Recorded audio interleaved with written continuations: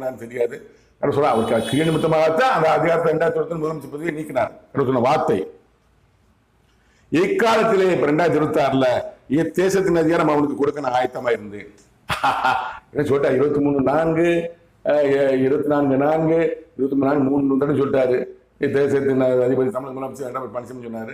ஆயத்தமா இருந்தாரு இருந்தேன் சொல்றாரு.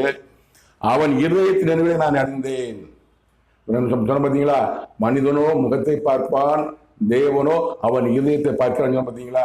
அது மாதிரி எடப்பாடி பழனிசாமி இந்த எலெக்ஷன் முடிஞ்ச உடனே மெஜாரிட்டி வந்து நினைச்சுக்கிட்டு என்னன்னு நினைச்சான்னு தெரியாது.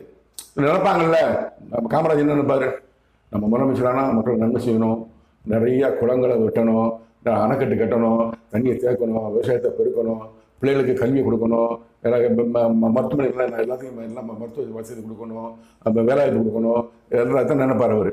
மற்ற